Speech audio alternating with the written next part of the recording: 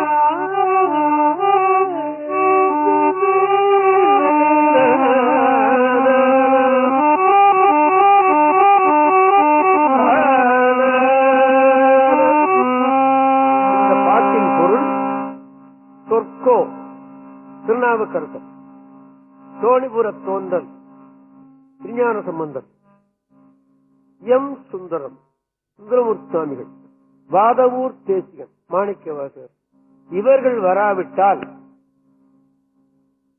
சைவ எல்லப்ப நாவலருடைய பாட்டு அவர்கள் வராமல் இருந்து விட்டால் எந்தை பிரானுடைய ஐந்தெழுத்து கூட மறைந்து போயிருக்கும். சொற்கோவும் தோணிபுர தோன்றலும் எம் சுந்தரனும் திருக்கோல வாதவூர் தேசிகனும் முற்கோலி வந்திலரேல் நீர் எங்கே திருநீறு கூட மறைந்து போயிருக்கும் இல்லையா?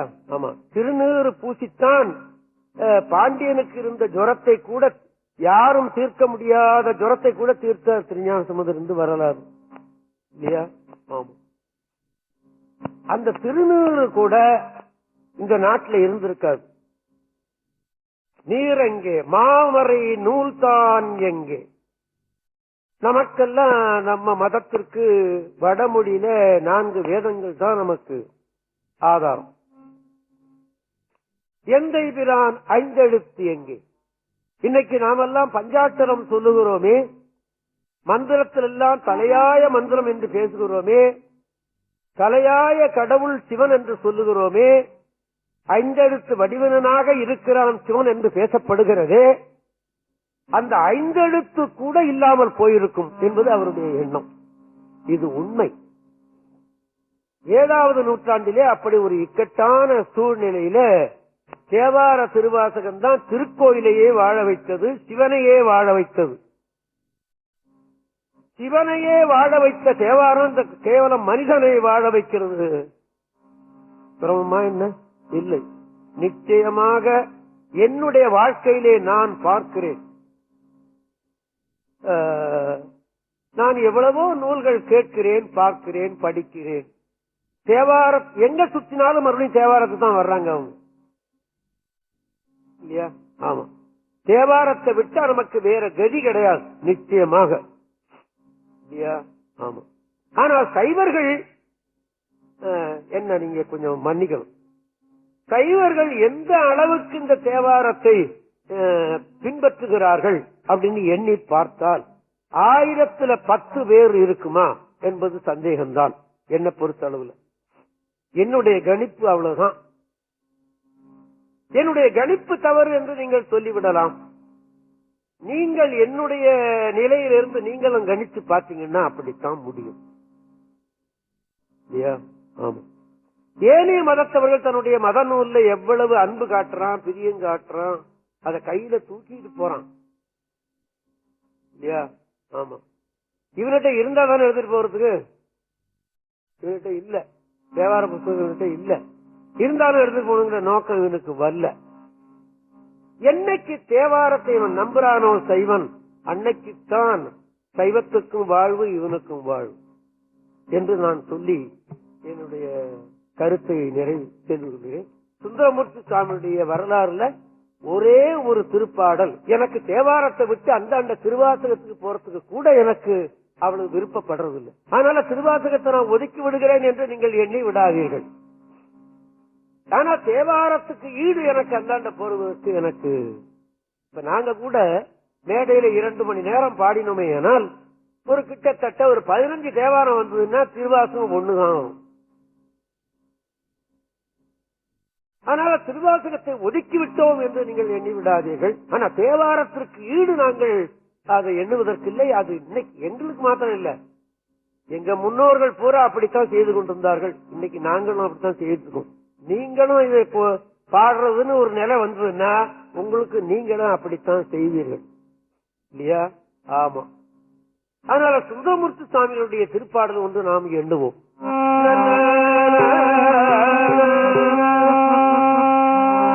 தம்மையே புகழ்ந்து செய்தே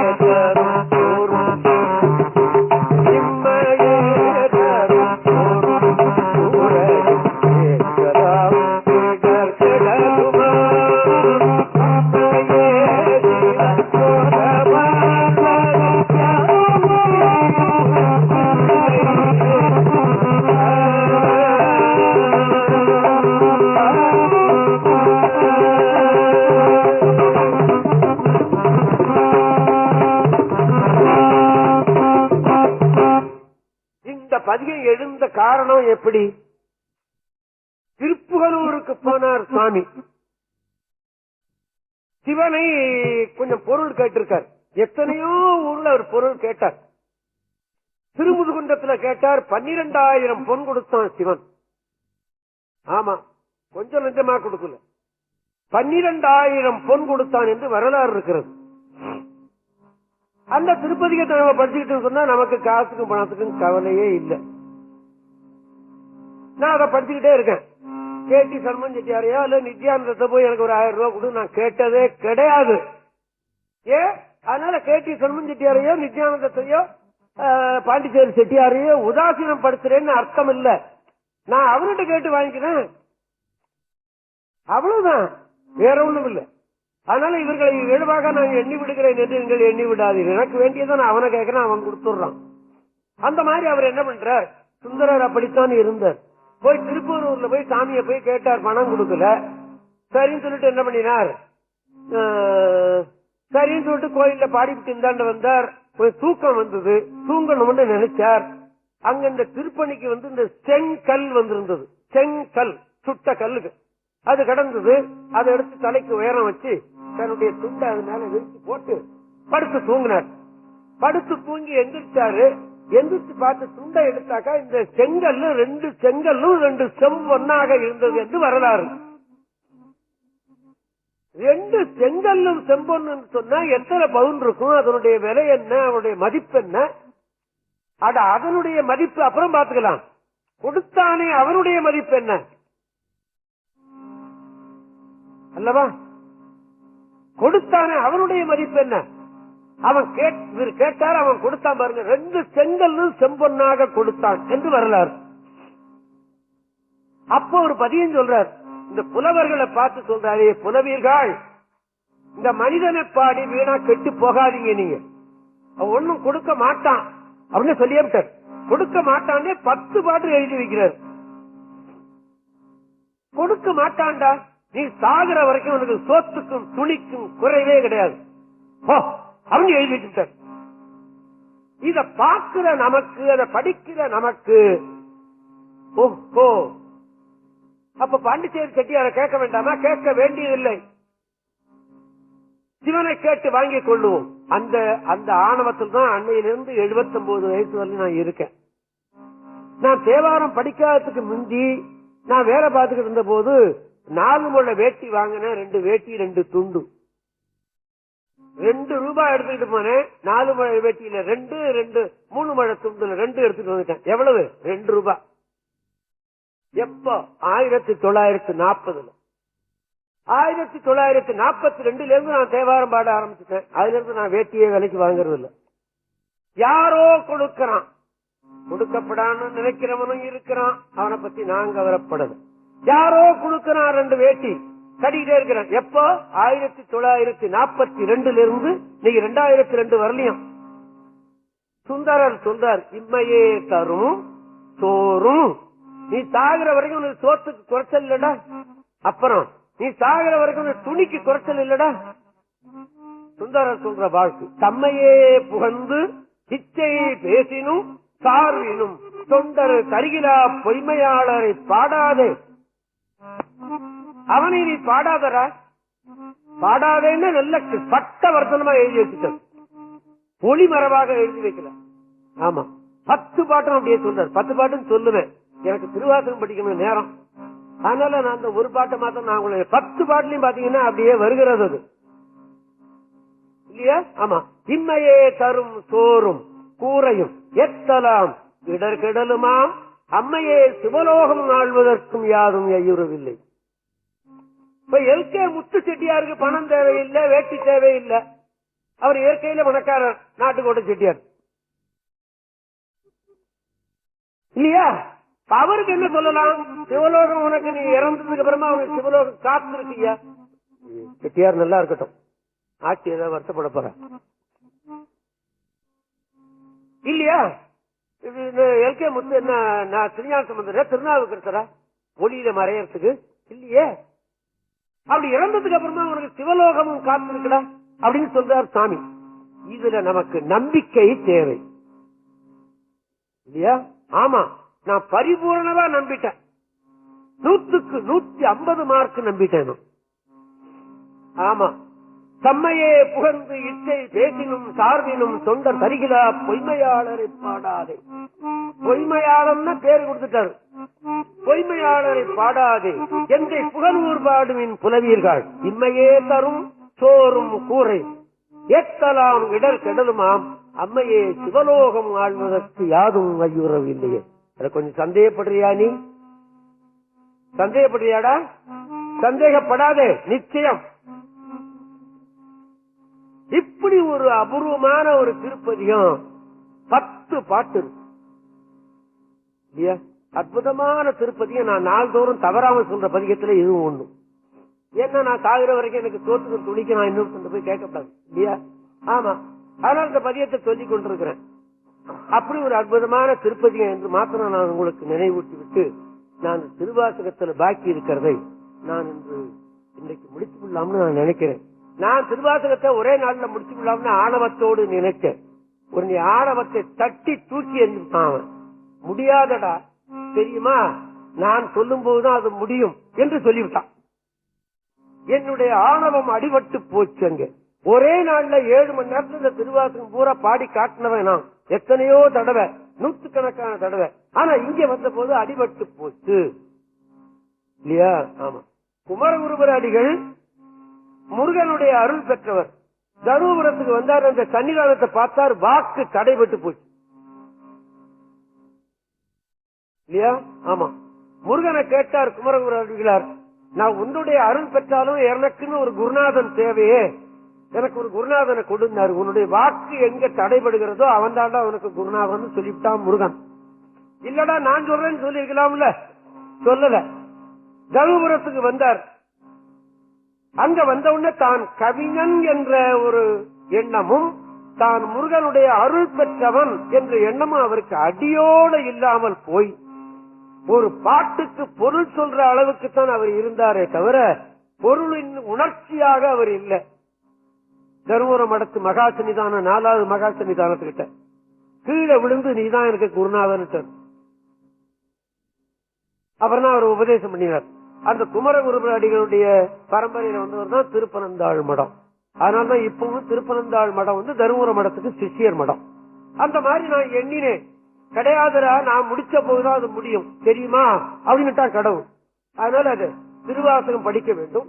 இன்னைக்கு நான் படிக்க தொடங்குவது திருப்படை எழுச்சி, திருப்பள்ளி எழுச்சி முதலே நம்ம படிச்சுட்டோம், உங்களுக்கு நினைவில் இருக்கும்.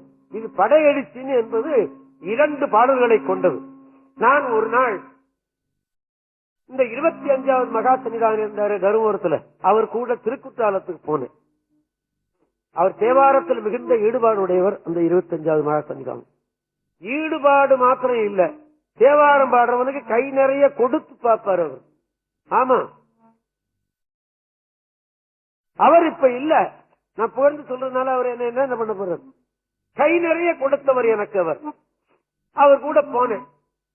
அப்பெல்லாம் இந்த பைவாட்டர் ஃபால்ஸ் போற இடமெல்லாம் காடா இருக்கும். இப்ப கொஞ்சம் நாடாக ஆகிவிட்டது. சாயருக்கு 6 மணி இருக்கும். அந்த காட்டு பகுதியில கொண்டு நிறுத்திக்கிட்டு, டே சாமிநாதன் இங்க வா அப்படின்னு கூப்பிட்டார். சுவாமி அப்படின்னு 2 காவி வேட்டியை என் கையில கொடுத்து, காவி வேட்டி கொடுத்து அதோட கொஞ்சம் பணமும் கொடுத்து, இதை எடுத்துக்கிட்டு இந்த காட்டுக்குள்ள போய்கொண்டே இருந்தீங்கன்னா அங்க ஒரு சாமியார் இருப்பார். அவரை பார்த்து இந்த வேட்டியும் பணத்தையும் கொடுத்து அவருக்கு ஒரு நமஸ்காரம் பண்ணிவிட்டு வந்துரு அப்படின்னு பொழுது போன வேளை காட்டுக்குள்ள போய் சொல்றார். என்ன பண்றது, நான் அவர்கிட்ட வேலைக்காரன், போய்த்தான் தீரணும் இல்லையா? ஆமா, எடுத்துக்கிட்டு போய்கிட்டே காட்டல, பின்னால பாத்துக்கிட்டே வந்தேன் ரோட்ல அவங்க நிக்கிறாங்களான்னு. ஏன் பயம்? காட்டுக்குள்ள போனேன். அந்தாண்ட போன ஒரு சின்ன கொட்டகை தெரிஞ்சு, சரி சாமியார் இங்கதான் இருக்காரு போன அப்படின்னு நினைச்சுக்கிட்டு உள்ள போனேன். போய் பார்த்தா சாமி சாமின்னா எங்கேயோ இருந்து ஒரு சத்தம், ஏன் யாரதுன்னு கேக்குது. பார்த்தா எனக்கு பொத்தனிக்கால இந்த கொட்டைக்கு அண்ணாண்ட பார்த்தா ஒரு 10 அடி 15 அடி அள்ள கீழே ஒரு பெரிய பள்ளம் இருக்கு. கிணத்துக்கு பள்ளம் எடுக்கிறான் பாருங்க, அந்த மாதிரி. அந்த பள்ளத்துக்குள்ள உட்கார்ந்து இருக்காரு போலுக்கு சாமியார் உட்கார்ந்து அங்க ஜபம் பண்ணிட்டு இருக்காரு. யார் அது அப்படின்னு கேட்டார். அந்த இருட்டுல ஒரு பெட்ரூம் லாம்ப் ஏறி ஒரு ஏணி இருக்கு. யார் அப்படின்னார். நான் தருமபுரம் மடத்துல இருந்து ஓதுவார் வந்திருக்கிறேன், சாமியை பார்க்கணும், இந்த ஏணி வழியா கீழே இறங்கி வாடினார். இருட்டு வேளை, காட்டு பகுதி, பள்ளத்துல 10-15 அடி கீழே இருக்கிறார். அந்த ஏணியில இறங்கி வர சொல்றார். நான் என்ன பண்ணுவேன்? மெதுவா இதெல்லாம் எடுத்துக்கிட்டு கீழே போனேன். அந்த லாம்ப கொஞ்சம் தூக்கி விடு அப்படின்னாரு. தூக்கி விட்டேன். தூக்கி விட்டது பார்த்தா ஒரு கிழவர் சாமியார் உட்கார்ந்துருக்காரு. கிட்டத்தட்ட 80 வயசுக்கு மேல இருக்கும் அவரு. என்ன விட வயசு, நான் சொல்றது 40 வருஷத்துக்கு முந்தி. போனேன். நீ ஓதுவாரா அப்படின்னு கேட்டாரு. ஆமான்னு. என்ன விசேஷம் அப்படின்னு கேட்டாரு. இந்த தருமபுரம் சன்னிதானம் அப்படின்னு சொன்ன. ஆமா, நல்லா இருக்காங்களா அப்படின்னாரு. இங்க நாட்டுல இருக்கிற சாமியாரா அந்த காட்டுக்குள்ள இருக்கிற சாமியார் நல்லா இருக்காரான்னு கேட்கிறாரு. கடவுள் நல்லா இருக்காங்க, 2 காவி வேட்டியும் கொஞ்சம் துட்டும் கொடுத்தாங்க உங்கள்கிட்ட. ஏன் துட்டு கொடுத்தாரு? எனக்கு காவி வேட்டி வேணா வாங்கிக்கிறேன் அப்படின்னாரு. என்னமோ சாமி கொடுத்தாங்க. சரி அப்படியே வை அப்படின்னு சொல்லிட்டு, ஓதுவாரா நீ? ஆமாண்ணா. ஒரு பாட்டு சொல்லு அப்படின்னாரு. ஏதோ ஒரு பாட்டு சொன்னேன். திருவாசகம் ஒண்ணு சொல்லு அப்படின்னாரு. ஒரு திருவாசகம் சொன்னேன். இன்னொரு திருவாசகம் சொல்லு அப்படின்னு சொன்னாரு. இன்னொன்னு சொன்னேன். சரி, திரு படையெழுச்சின்னு ஒண்ணு இருக்கு தெரியுமா அப்படின்னு கேட்டார். எனக்கு தெரியாதுன்னுட்டேன். சரி, அந்த விளக்குகிட்ட ஒரு திருவாசகம் இருக்கும் பாரு, அதை எடு அப்படின்னாரு. பூமியிலே 10 அடிக்கு கீழே 15 அடிக்கு கீழே தவத்துல இருக்கிற ஒரு சாமியார்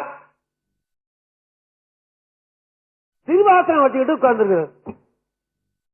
நான் என்ன பண்ணுவேன்? அந்த திருவாசகத்தை பிரிச்சு பார், அதுல படையெடுச்சின்னு ஒரு பகுதி இருக்கும், அதை எடு அப்படின்னாரு. சிரமப்பட்டு எடுத்தேன். எடுத்தோம்னா அதை பாடு அப்படின்னாரு. அப்புறம் அதுல 2 பாட்டு தான் இருக்கு. 2 பாட்டையும் பாடினேன். இது ரொம்ப நல்ல பாட்டு, தினந்தோறும் நீ சொல்லிக்க, உனக்கு நல்லதுன்னாரு. அவர் என்னைக்கு சொன்னாரோ அன்னையிலிருந்து இந்த 2 பாட்டையும் நான் சொல்ல தவறதே கிடையாது.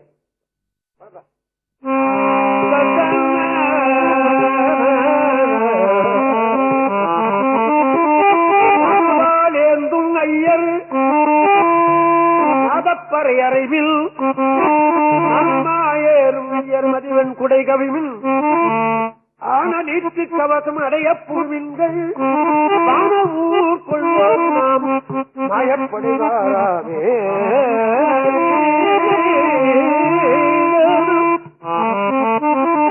தொண்டர்கள் தூசி செல்லி பக்தர்கள் சூழப் போகி திரள் யோகிகளே பேரணி உந்தீர்கள் சிந்திர சித்தர்களே கடைக்கூழை செல்வீர்கள் அண்ட நாடு ஆழ்வோம் நாம் அல்லப்படைவாராமே.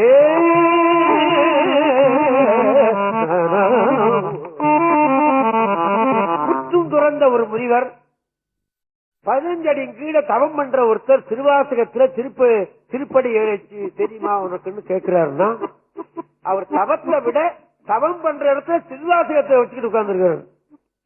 கடவுளே கடவுள் இல்லையா? ஆமா, நம்ம மதத்துக்கு திருவாசகம் அப்படி ஒரு தெய்வீக நூல் என்பதை உங்களுக்கு நினைவூற்ற உங்களுக்கு தெரியும். திருவாசகத்தை பத்தியும் உங்களுக்கு தெரியும், திருவாசகம் பாடுவீங்க. ஆனால் அது எப்போதுமே உயிர் நூலாக கொள்ளுவதில்லை. உயிர் நூலாக கொள்ளணும் என்பதற்காக நினைவூட்டுறேன். அவ்வளவுதான். வெய்ய வினை இரண்டும் வெள்ளகல மெய்யுருகி பொய்யும் பொடியாகாது என் செய்கேன் செய்ய திருவாரூரையா தேருங்கு ஆர்க்கோ அரங்குகோ பாடுகோ ஆடுகோ பாடுகோ பார்க்கோ பரம்பரனே என் செய்கேன் தீப்பறிய ஆனந்தமானே அத்தம் உரையான் தான் என்பர் ஆறுவர் தாழ்ந்து செய்த பிழையறியேன் தேவடியே கைதொழுதே உயிரும் வகையில் உயிர்ப்பறியேன் மையகத்து இருந்துரையில் வேறு அடுத்து என் சிந்தனைக்கே போத்தான் பெருந்துரையில் மேயபிரான்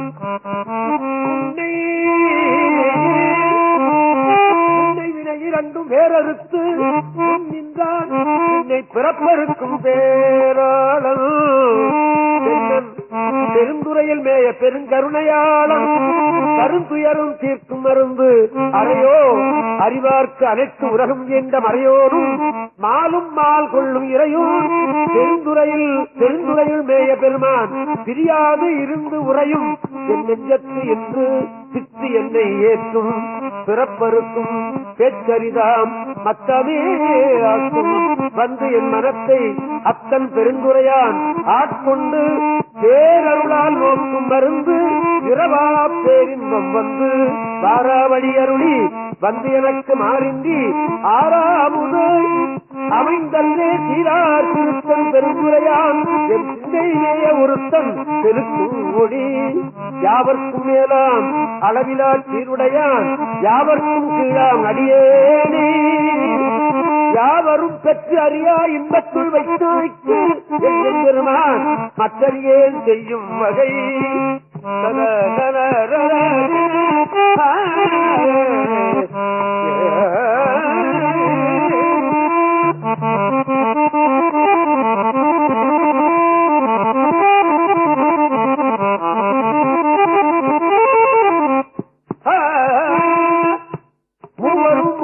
மூவரும் மற்ற ஒழிந்த தேவரும் சிவபெருமான் மாவேரி வையகத்தே வந்து விடிந்த வார்கடர்கள் வந்திக்க நெய்யகத்தே இன்பம் மிகும் இருந்து என்னை ஆண்டான் இடையடியே சிந்தித்து இறந்து கொள் நெஞ்சே எல்லாம் தருங்கான் பெருங்குறைமேய பெருங்கருணையாளம் மருந்து உருவாய் என் மனத்தே வந்து இன்பம் பெருக்கி இருளகத்தி எஞ்ஞான்றும் துன்பம் தொடர் மறுத்து சோதியாய் அன்பமைத்து சீரார் பெருந்துரையான் என்னுடைய சிந்தையே ஊராகக் கொண்டான் வந்து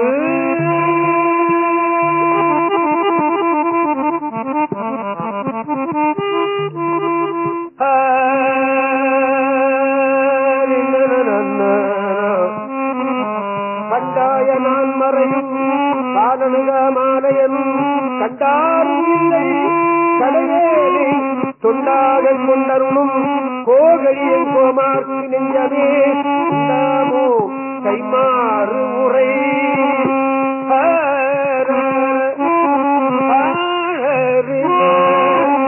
உள்ள மலபூகு பெருந்தேர் வெள்ளம் தரும் பரியின் மேல் வந்த வள்ளல் மருவும் பெருந்துரையை வாழ்த்துவீங்கள் வாட்ட கருவும் கெடும் பிறவிக்காடு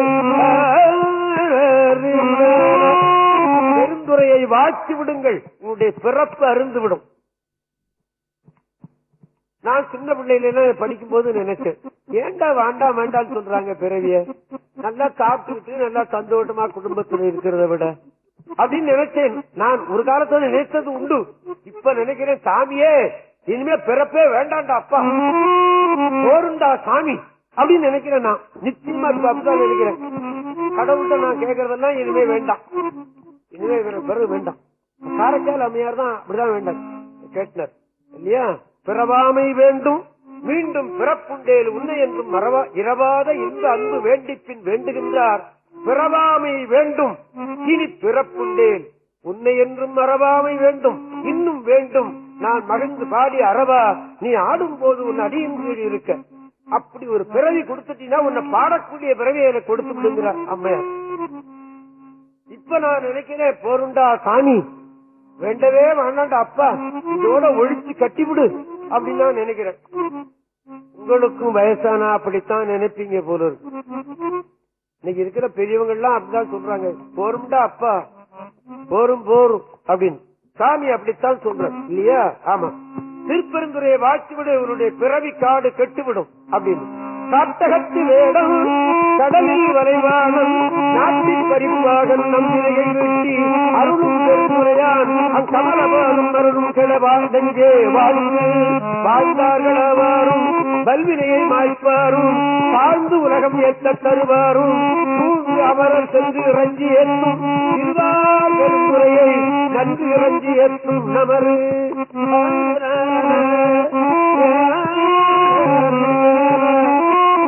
பெருந்துரையை நம் இடர்கள் போயகல எண்ணி எது கோகழிக்கு அரசை பண்ணின் மொழியானோடு உத்தர கோச மங்கை மன்னி கடியாதிருந்தவனே காணும் கரணங்கள் எல்லாம் பேரின்பம் என பேணும் அடியார் பிறப்பகல காணும் பெரியானை நெஞ்சே பெருந்துரையை என்றும் பிரியானை வாயாரப்பே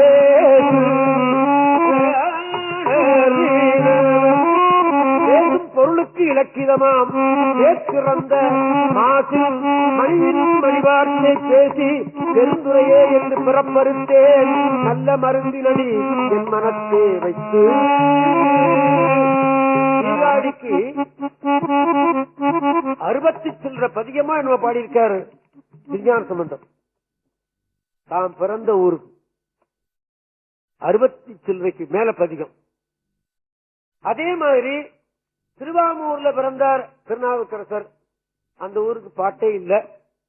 பசுபதி திருவிருத்தம்னு ஒண்ணு இருக்கு, அது அந்த ஊருக்கு பாடி இருக்க கூடும் என்று நினைக்கிறார். சாம்பலை பூசி தரையில் புரண்டு நின் தாழ்பரவி ஏம்பலிப்பார்கட்டு இறங்கு கண்டாய் இருங்கங்கை என்னும் காம்பரைக்கும் பனைத்தோழி கதிர்பூண் வனமுலை மேல் பாம்பரைக்கும் சடையா எம்மையாளும் பசுபதியே. அங்க இருக்கிற சுவாமியினுடைய திருநாமம் திருவாமூர்ல பசுபதிநாதர்னு பேர். இந்த திருவிருத்தம் அங்க பாடி இருக்க கூடும்னு ஐயப்படுகிறார்களே தவிர நிச்சயமா சொல்ல முடியல. ஆனா திருவதிய வீரத்தானத்துக்கு நிறைய பாடி இருக்கிறார்கள். சுவாமி அருள் பெற்ற இடம் திருஞான சம்பந்தர் பிறந்த ஊரும் அருள் பெற்ற ஊரும் ஒரே இடம் சீர்காழி. திருநாவுக்கரசர் பிறந்தது திருவாமூர், அருள் பெற்றது திருவதிய வீரத்தானம். திருவதிய வீரத்தானத்துக்கு நிறைய பாடியிருக்க. ஆமா.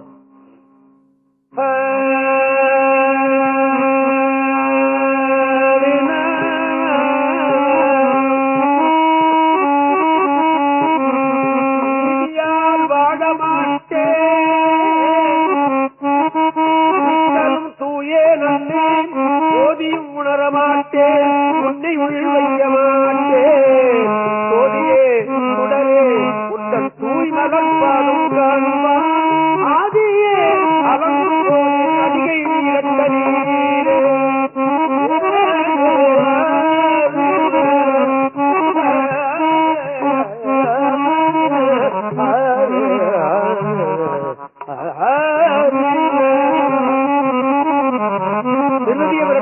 50 பதிகமோ என்ன பாடியிருக்கேன்.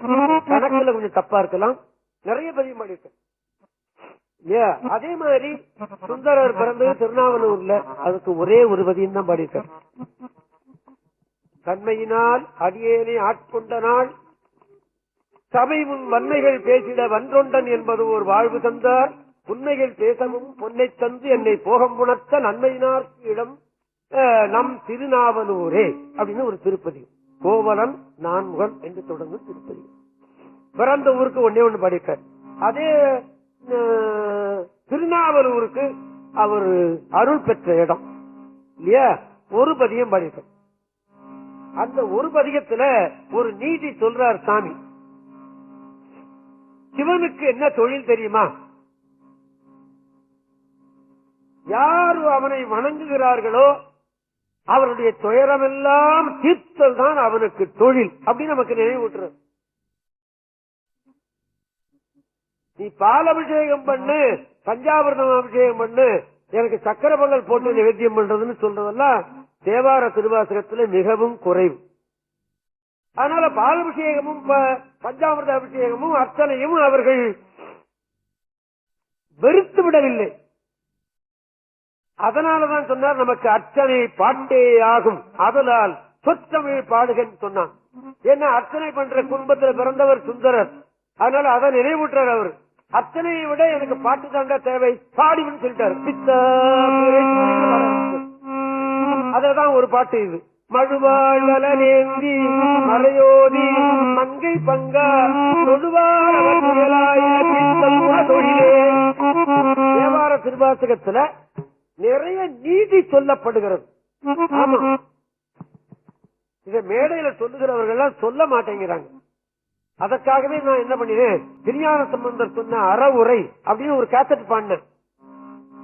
திருநாவுக்கரசர் பாடிய திருத்தாண்டக அறவுரைன்னு ஒண்ணு பாடினேன்.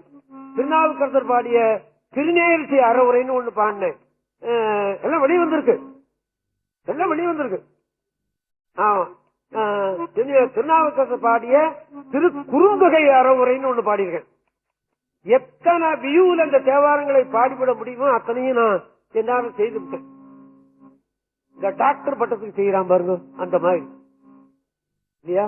ஆமா, இப்ப குறுந்தொகைன்னு ஒரு அற்புதமான பதிகதி, 1000 பாடல்கள், 1000 1000 1000 1000 1000 பாடி வைத்தார்கள். 1000ஆவது நாங்க நினைச்சோமா அவரை? இல்ல. ஆமா, திருக்குறுந்தொகையில ஒரு பாட்டு நினைச்சு பார்ப்போமா? மாட்டை தேடி மகிழ்ந்து நீர் நும் உள்ளே நாட்டு பொய்யெல்லாம் பேசிடும் நாளினி. ஒரு அறவுரை சொல்றாரு பாருங்க. நாடு என்பது செல்வம் இந்த இடத்துல இல்லையா? ஆமா, செல்வத்துக்கு செல்வம், வெறுக்கை அப்படி எல்லாம் வரும். துறவிகள் வெறுத்ததுனால வெறுக்கை என்று வேறு. துறவிகள் காசை விரும்ப மாட்டான் இல்லையா? நான் ஒரு நாள் இதுக்கு போனேன், திருவண்ணாமலைக்கு. அங்க ஒரு சாமியார் என்ன பண்ணார், கோபுர வாசலில கண்ணை மூடிட்டே உட்கார்ந்து இருந்தார். வர்றவங்க போயவங்கலாம் என்ன பண்ண, ஒருத்தன் 10 ரூபா போட்டான், ஒருத்தன் 100 ரூபா போட்டான், ஒருத்தன் காசு அவர் தலையில கொட்டினான். அவர் மேல எல்லாம் துணி இனி எல்லாம் ஒரே காத்து மயமா கிடக்கு. அவர் திரும்பியே பார்க்கல. நான் அந்த சாமி அந்த பக்கம் உட்கார்ந்துக்கிட்டு இந்த சாமியாரு எப்பதான் எந்திரிக்கிறாரு பார்க்கலாம்னு உட்கார்ந்து பார்த்துக்கிட்டே இருந்தேன். ரொம்ப நாளி கழிச்சு அப்புறமா அந்த சிவத்தியானத்திலிருந்து முழிச்சு பார்த்தார். முழிச்சு பார்த்தா ஒரு உடம்பு மேலெல்லாம் ஒரே காசா கிடக்கு. வாரி எரிஞ்சார் அவர். ஆமா, என் கண்ணால பார்த்தேன்.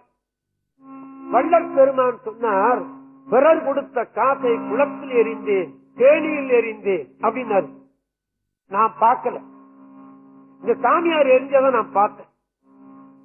ஆமா, இப்ப நான் என்ன பண்றேன், 10 பைசா கீழே இருந்தாலும் எடுத்து தொடச்சிக்கிட்டு மடியில வச்சுக்கிறேன். அவருக்கும் நமக்கும் உள்ள வித்தியாசம் என்ன முடியுமா? ஆமா, என்ன பண்ணார் இந்த சாமியார், காசெல்லாம் வாரி எடுத்துட்டு போயிட்டார் இல்லையா? ஆமா, கோயில உட்கார்ந்து எல்லாரும் சாமியாரும் நம்ம எண்ணி விட முடியாது, எந்த புற்றில் எந்த பாம்பு இருக்குமோ. அதத்தான் வள்ளற் பெருமான் சொன்னார், நீ கொடுத்த குணத்தை எரியிலேன், பிறர் கொடுத்த காசையெல்லாம் எரிந்து விட்டேன். கிணத்தில் எரிந்தேன், தேனியில் எரிந்தேன், குளத்தில் எரிந்தேன், குட்டையில் எரிந்தேன். வள்ளற் பெருமான் அப்படி எரிஞ்சிருக்காரு. எரிஞ்சேன்னு எழுதி வைக்கிறார். வள்ளற் பெருமான் தனக்குன்னு ஒரு வழியை வகுத்துக் கொண்டாலும் வகுத்துக் கொண்டதற்கு ஆதாரம் திருவருட்பா. ஆமா, அது இல்லைன்னா அவருடைய நெறி பாழ்பட்டு போயிருக்கும். அதற்கு ஆதாரமாக அந்த திருவருட்பா கிடைத்து விட்டது, அந்த நெறி நிறைத்து விட்டது. அருட்பெருஞ்சோதி தனிப்பெரும் கருணை. அதற்கென்று ஒரு கூட்டம் இருக்கிறது பாத்தீங்களா? ஆமா, அதற்கு எது ஆதாரம்? இதுதான். இப்ப நமக்கு எது ஆதாரம்? 12 திருமுறைகள். ஆமா, நமது முன்னோர்கள் சேர்த்து வச்சுட்டு போயிட்டான். இன்னைக்கு ரேடியோ ஸ்டேஷன்ல துதிப்பாடல்னு போடும் போது வேற்று மதத்தம் எல்லாம் இன்னைக்கு எழுதின பாட்டை தானே பாடுறான். ஆமா, நீங்க கொஞ்சம் கூர்ந்து கவனிச்சு பாருங்க. இன்னைக்கு எழுதின பாட்டு தான் அவன் எழுதுறான், அவனா எழுதி கட்டி பாடுறான். நமக்கு அது தேவையா? நமக்கு அது தேவையா? இல்லையே. 1000 பாடல்களாக எழுதி வைத்திருக்கிறார்கள், எண்ணி இருக்கிறார்கள் இல்லவா? ஆமா, அந்த மாதிரி அந்த சாமியார் தூக்கிட்டால் அது வெறுக்கைன்னு பேர் இருக்கு. ஆமா, அதை சொல்ற சாமி. மாட்டை தேடி மகிழ்ந்து நீர் நம்முள்ளே நாட்டு பொய்யெல்லாம் பேசிடும் நானினீர். நானினீர் வெக்கங்கட்டவனேன்னு அர்த்தம். நம்ம பார்த்தவர் சொல்ல, வெக்கங்கட்டவனே, இல்லாத பொய்யெல்லாம் சொல்லி ஏண்டா அந்த காசை சம்பாதிக்கிற? ஏன் சம்பாதிக்கிற? நேர் வழியில சம்பாதிச்சாலும் பரவாயில்ல, இந்த கோணல் வழியில சம்பாதிக்கிறான் பாருங்க, ரொம்ப சந்தோஷம். 10,000 ரூபாய் சம்பளம் இருந்தாலும் இப்ப 5,000 ரூபாய் கோணல் வழியில வந்ததுன்னா சந்தோஷம் இல்லையா? அதை சொல்ற சாமி. கூட்டை விட்டு உயிர் போவதன் முன்னம், அப்படி போகும்போது எல்லாம் கூட வாடா வரும், நீ செய்த பாவம் தாண்டா சேரும். இந்த கோணல் வழியில சம்பாதிக்காத இல்லையா? கூட்டை விட்டு உயிர் போவதன் முன்னமே காட்டுப்பள்ளி உள்ளான் கடல் சேர்மினே, அங்க சேர்ந்தினா அந்த பொய் சொல்ல மாட்டடா நீ அப்படிங்கிறது. இப்படி நீதி அந்த அப்பர் சாமியிட்ட நிறைய வண்டியா வருது. என்னமோ இப்ப நான் தேவாரத்தை பாடிக்கிட்டே வரும்போது இந்த நீதிகள் தான் என் கண்ணுல நிறைய படுகிறது. என் இஷ்டத்துக்கு பாடி வச்சுட்டாங்க இல்லையா? ஆமா. ஆக அப்படி இந்த திருவாசகத்திலே அப்படி நிறைய வருகிறது. அடுத்தது திருப்படையாட்சி என்று ஒரு திருப்பதி. கண்கள் இரண்டும் அவன் கடல் கண்டு கழிப்பனையாகே, காரிகையார்களும் வாழ்விலும் வாழு கழிப்படும் ஆகாதே, மண்களில் வந்து பிறந்திடுமாறு மறந்திடுமாறாதே, மாறிய மலர்பானம் பிறந்தும் அழுகுதுமாகாதே, பண்களி கூர்தரு பாடலோடாடல் பயின்றுமாகாதே, பாண்டின நாடுடையான் படையாட்சிகள் பாடுமாகாதே, பிள்களி கூர்வதோர் விலகம் கொண்டு வெளிப்படுமாகாதே, காணவன் போது வெளிப்படுமாகே, ஒன்றினோடொன்று முடங்கினோடைந்தும் உயிர்ப்பருமாகாதே, அடியார் அடியார் அடியோம் என உயிராகாதே, கண்ணை இணைந்தது காயன வந்த கணக்கதுமாகாதே, காரணமாகும் அநாதி குணங்கள் கருத்துருமாகாதே, நன்று இது தீவு என வந்த நடுக்கம் நடந்தனாகாதே, நாமும் மேலாம் அடியாருடனே செல்ல நன்னுருமாகாதே.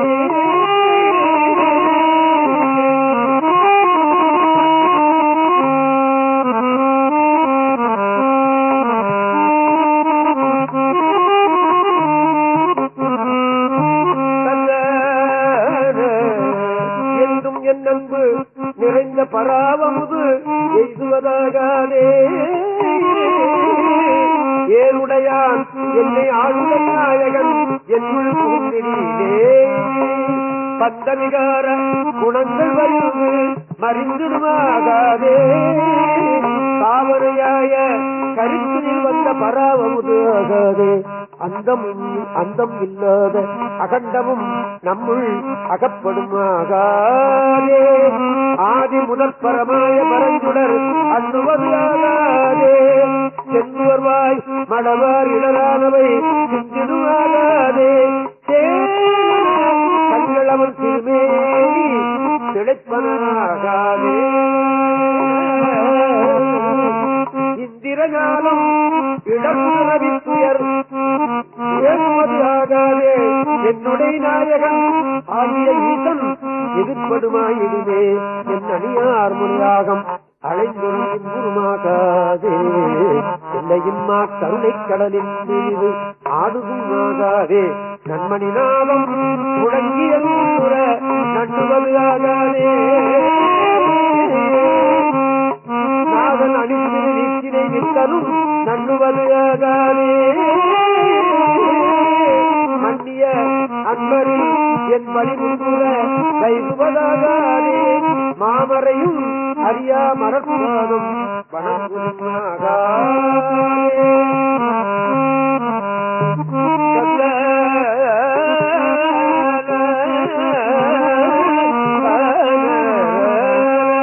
இன்னியல் செங்கல் நீர் மலர் என் தலையேதுவதாகாதே. என்னை உடை பெருமான் அருள் ஈசன் எழுந்தருளப் பெறிலே.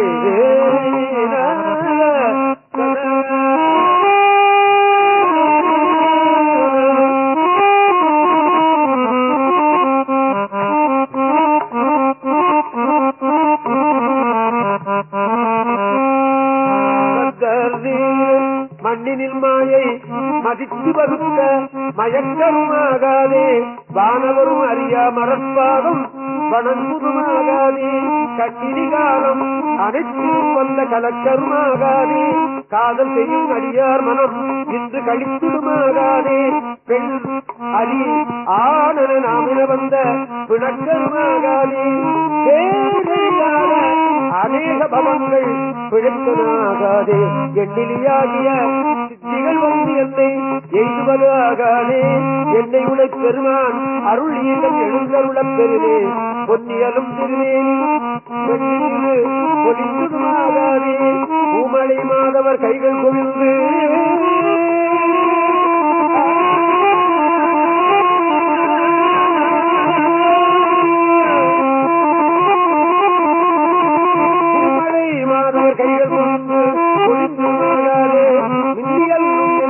கருத்து வெளிப்படுமாகாதே. வீணை முரங்களும் ஓசையில் இன்பம் திகிர்ந்துமாகாதே. தன் அடியார் அடி என் தலைமையில் கதைப்பதாகாதே. தான் அடியோ உடனே உரிய வந்து கரைப்படுமாகாதே. இன்னியம் எங்கும் நிறைந்தினிதாக இயம்பிடுமாகாதே. என்னை முன்னாருடைய ஈசன் என் அத்தன் எழுந்தருளப் பெறினே.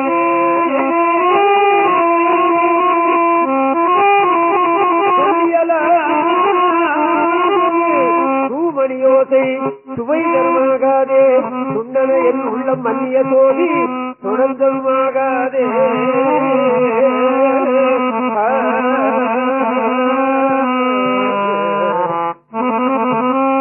பல்லியல்பாய பரப்பர வந்த பராபரமாகாதே.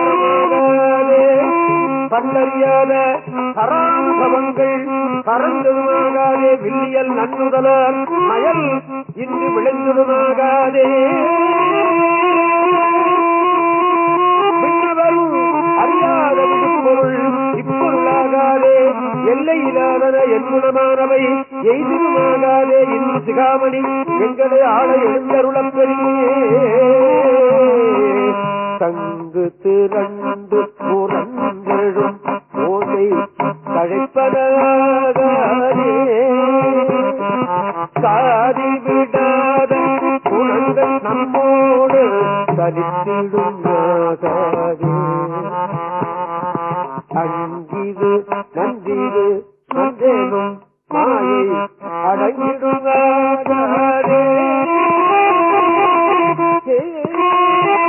ஆதையெல்லாம் அடியாரடியோ ஏதும் அத்தனியாகாதே.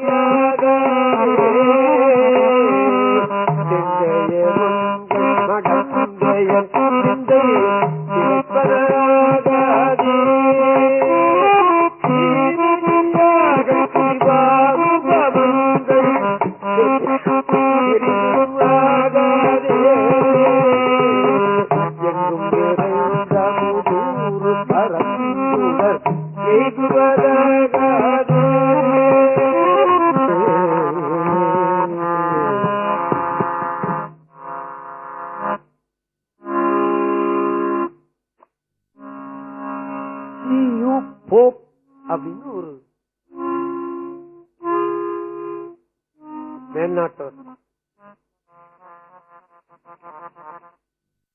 அவர் தன்னுடைய மதத்தை பரப்பத்தான் இங்க வந்தாராம். அவருடைய மதம் கிறிஸ்டியன் மதம். அது பாண்டி நாட்டுல வந்துக்கிறாரு. முதல்ல அவர் இந்தியாவில் வந்தவுடனே நேர பாண்டி நாட்டுக்கு தான் போயிருக்கிறார். அவர் எந்த வருஷத்துல இருந்தாருன்னு எனக்கு வருஷம் சொல்ல தெரியல. எப்படி ஒரு 100 ஆண்டுக்கு மேல இருந்திருக்கணும் வச்சுக்கோ. அங்க போய் ஒருத்தனை கேட்டாரு, உன் மத நூல் என்னன்னு கேட்டிருக்காரு. நல்ல வேளையா அப்படி கேட்கப்பட்டவன் ஒரு சைவன். அவன் அப்ப இருந்த சைவன். அவன் என்ன பண்றான், எனக்கு மத நூல் திருவாசகம்னு சொல்லியிருக்கான். இப்ப இருக்கிறவனை கேட்டா அந்த வார்த்தையே வந்திருக்காது. ஆமா இல்லையா? ஆமா, திருவாசகமா அப்படி ஒரு தமிழ் நூல் இருக்கா? அதுதான் அவனுக்கு மத நூலா? ஆமா அப்படின்னு சொல்லிருக்காங்க. அது ரொம்ப உயர்ந்த நூல். அதை நீங்க படிச்சு பாத்தீங்கன்னா நீங்களே அதை விட மாட்டீங்க அப்படின்னு சொல்லியிருக்கான். இல்லையா? அப்படின்னு சொல்லிட்டு தமிழ் படிச்சுட்டு இந்த திருவாசகத்தை படிச்சு பார்த்தாராம் அவர். சொல்றாங்க. ஏன்னா நிறைய சொற்பொழிவுகள் கேட்டேன். இந்த தர்மபுரம் மடம் பிரச்சார நிலையம் இருக்க, அதுல நான் தேவார ஆசிரியராக ஒரு 17 ஆண்டுகள் இருந்தேன். அப்ப நிறைய சொற்பொழிவுகள் நடக்கும். இப்ப கொஞ்சம் கொஞ்சம் நடக்குது, முன்ன நிறைய நடக்கும். கயப்பாக்கம் சோமசுந்தரம் செட்டியார்னு ஒருத்தர் வாரம் ஒரு சொற்பொழிவு இருக்கும். தேவார திருவாசகத்தை 12 முறையா அவ்வளவு அழுத்தம் திருத்தமா சொன்னவர்களை நான் பார்த்ததே கிடையாது. ஆமா, இந்த சைவ சமய பக்தஜன சபைன்னு ஒண்ணு இருக்கு இல்லைங்க, கந்தகோட்டத்துக்கு பக்கத்துல. அதை ஸ்தாபனம் பண்ணவர் கயப்பாக்கம் சதாசிவ செட்டியார். அவருடைய தம்பி பிள்ளை இந்த கயப்பாக்கம் சோமசுந்தரம் செட்டியார். தேவார திருவாசகத்துக்கு இணையாக வேற ஒரு நூலை அவர் வாயினால சொல்லவும் மாட்டார். சுருங்க சொல்ல போனா நான் வேலாயுத ஓதுவார்கிட்ட படிச்சதை விட அவர்கிட்ட நான் நிறைய கேட்டதுதான் எனக்கு ஊறிப்போச்சு. ஆமா, தேவார திருவாசகத்தோட வேற ஒரு நூல் கிடையாதுன்னு சொல்லிவிடுவார். எதுக்கு எடுத்தாலும் தேவாரத்திலிருந்தே திருவாசகத்திலிருந்தே பன்னீர் திருமலையிலிருந்தே எடுத்து காட்டுவார். அப்படி ஒரு பெரியவர் கயப்பாக்கம் சோமசுந்தரம் செட்டியார் அப்படின்னு அவருக்கு பேர்.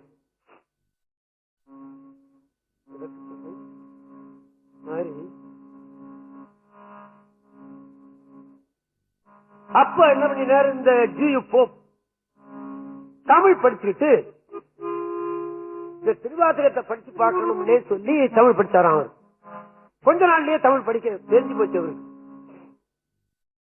தமிழ் நல்லா படிக்க தெரிஞ்சதுக்கு அப்புறமா திருவாசகத்தை எடுத்தார். எடுத்து நமச்சிவாய வாழ்க,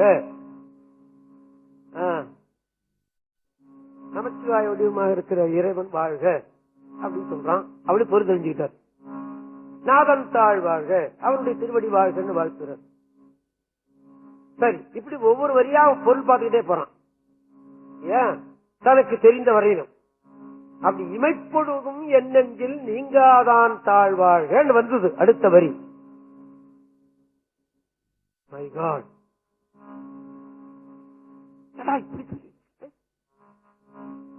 கண்ணி இமைக்கிற நேரத்துல கூட உன்னை மறந்திருக்க மாட்டேன்னு சொல்றாரு. முடியுமா? அப்படி இருந்திருக்கிறாரா அவர்? ஏ அப்பா, திருவாசகத்தை கீழவே வச்சுட்டானா அந்த ஜீவ் அப்படின்னு வரலாறு சொல்றாங்க.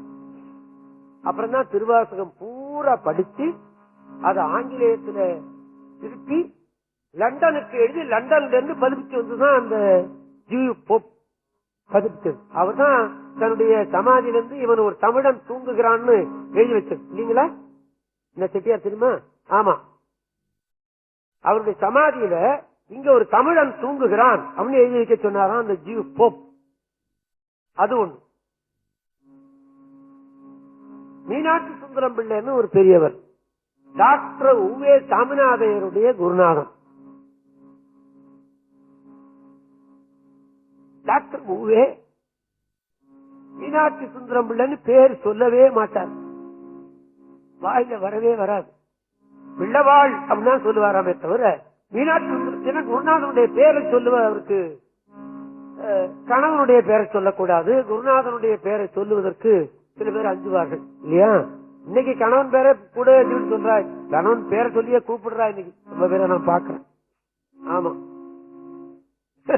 ஆமா, சீனாவுங்க வாடான்னு கூப்பிடுறா. எனக்கு தெரிஞ்ச பொண்ணு ஒரு என்கிட்ட படிச்சவ, ஆம்பளைங்க வாடான்னே கூப்பிடுறா. நான் என்ன பண்ணுவேன்? அவன் சிரிச்சுக்கிட்டே வரான்.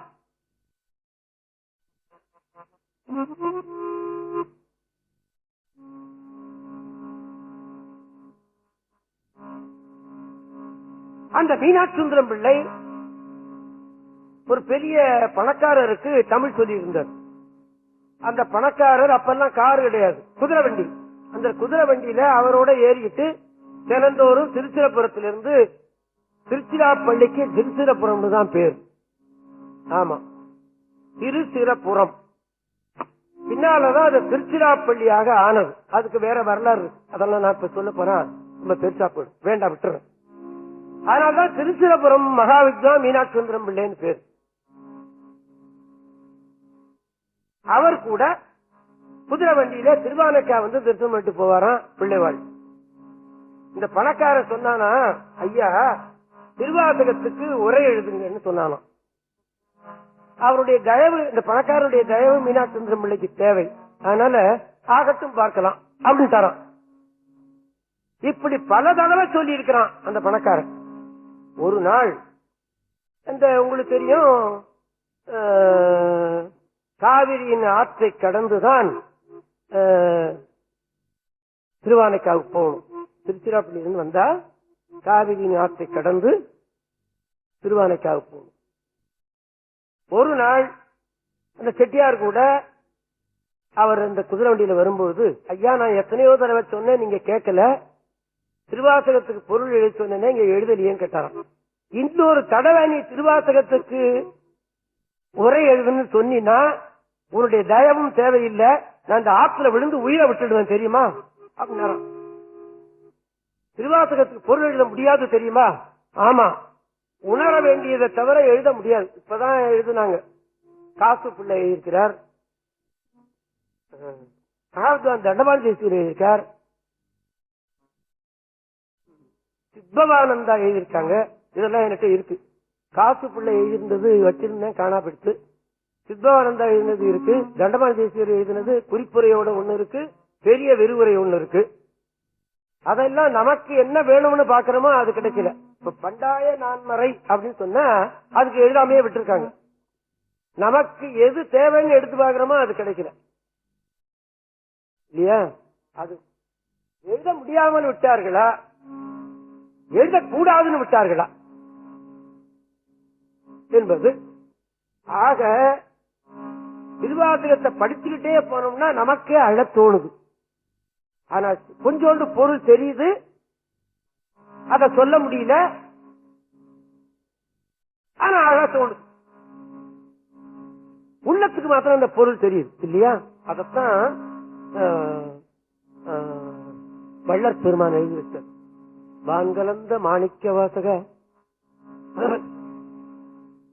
வாசகத்தை நான் கலந்து பாடுங்க, நான் பாடுங்கன்னு அவர் சொல்லல இல்லையா? அதுக்கு முன்னாடி ஒரு பதம் போட்டார் பாத்தீங்களா, நான் கலந்து பாடுங்க.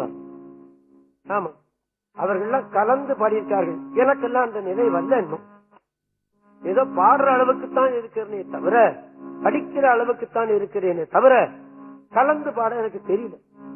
நான் கலந்து பாடுங்கால் நற்கருப்பஞ்சாற்றினிலே தேன் கலந்து பால் கலந்து செழுங்கனி தீஞ்சுவை கலந்து, இன்னொரு கலந்து அந்தாண்ட சொல்றார்.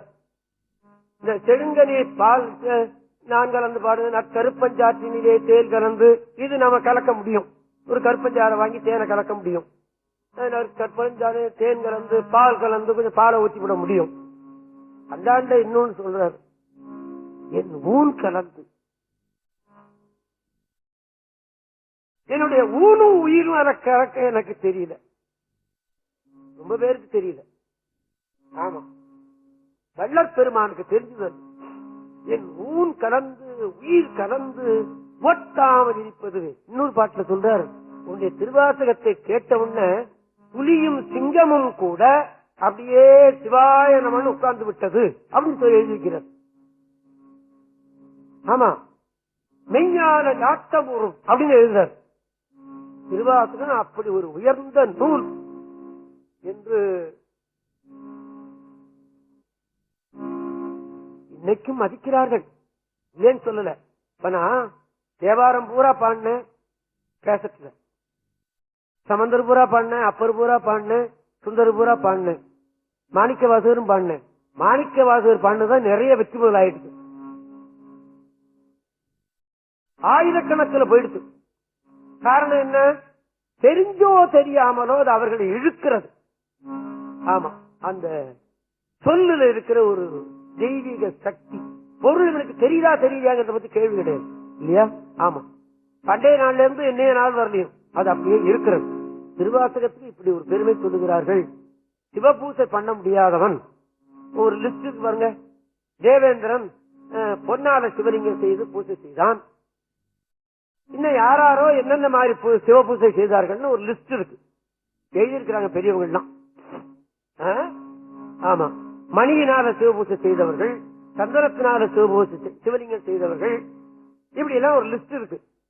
அதுல அப்படி அந்த சிவபூசை பண்ண முடியாதவர்கள் இந்த திருவாசகத்தை வைத்து அதுல 2 பூவை போட்டா சிவலிங்கத்தை பூசை செய்தது போல என்று கருதினார்கள். அதனால்தான் திருவாசக பூசை என்றே சில பேர் பண்ணுகிறார்கள். சில பேர் பன்னீர் திருமுறையும் தினந்தோறும் பூசை பண்ணுகிறவர்களும் உண்டு. அதுல நானும் ஒருவன். ஆமா, பன்னீர் திருமுறை பூஜை பண்ணாத நாளே கிடையாது. அதுல இருந்து ஒரு திருப்பதியம் தினந்தோறும் 2 பதியமோ 10 பதியமோ படிக்காமல் இருப்பதும் இல்லை, இருக்கிறார்கள். ஆனால்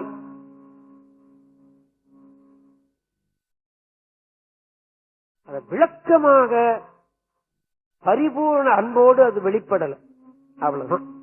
ஆனா ஏதோ செய்கிறார்கள், அந்த மட்டிலாவது நம்ம சந்தோஷப்படணும் அப்படிங்கறத நான் நினைவூட்டிக் கொள்கிறேன். அடுத்து ஆனந்த மாலை என்ற ஒரு பகுதி.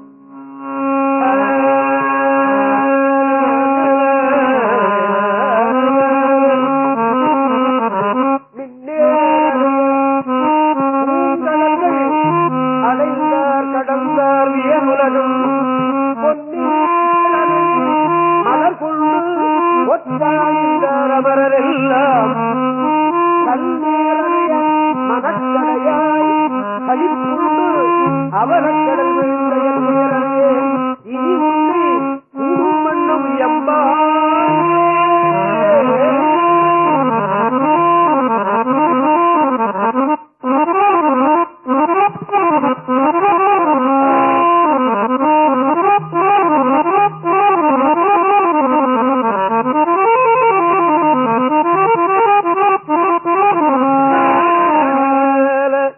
என்னால் அறியா பதம் தந்து இந்த பதத்துக்கு பொருள் நமக்கு கொஞ்சம் விளங்குது பாத்தீங்களா?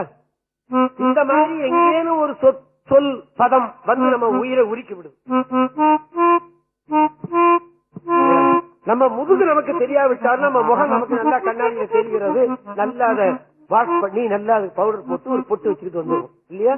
அந்த மாதிரி என்னால் அறியா பதம் தந்து இந்த பதம் நம்மளை உரிக்கி விடுது. யான் அது அறியாதே கெட்டேன், உன்னால் ஒன்றும் குறைவில்லை, உடையாய் அடிமைக்காரே, அந்நாள் உன்னை பணிந்து ஏற்றும் பழைய அடியாருடன் கூடாது என் நாயகமே. நோய்க்குவிருந்தாயோ சீலமின்றி நோன்பின்றி தெரிவேயின்றி அறிவின்றி தோலின்பாவை கூத்தாட்டாய் தொடர்ந்து விழுந்து கிடப்பேனே. மாலும் காட்டி வழிகாட்டி மாறா உலக நெறியேற கோலங்காட்டி ஆண்டானே குடியே நின்றோ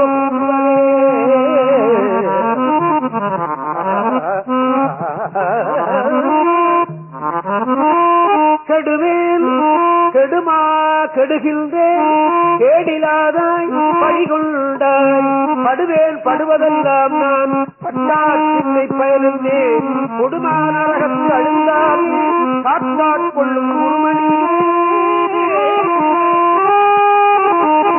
கொடுமாநரகத்து அழுந்தாமே காத்தாட்கொள்ளும் குருமணியே நடுவாய் இல்லாது ஒளிந்தக்கா நன்றோ எங்கள் நாயகமே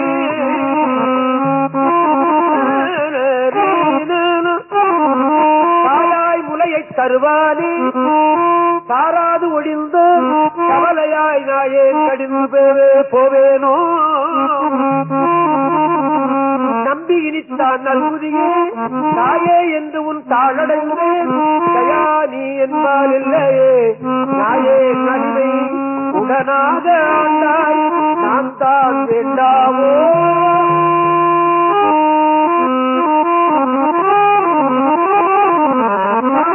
வேண்டாவோ கோவே அருள வேண்டாவோ கொடியேன் கெடவே அமையுமே ஆவா என்னவில் என்னை அஞ்சே நண்பர் ஆரோதான் சாவார் எல்லாம் என்னடவோ தக்கவாரம் என்னாரோ தேவே பிள்ளை நலமானி இகத்தே இனித்தான் தேற்றாயே நரியை குயிரை பலியாற்றி வாழ்க்கையில வருகிற பகுதி இது இல்லையா? ஆமா, இவருக்காகத்தான் நிறைய பரியாக்கணும் பெரிய நெறியாக்கணும். இந்த 64 திருவிளையாடல்ல இவருக்காக வந்ததும் சிலது இல்லையா?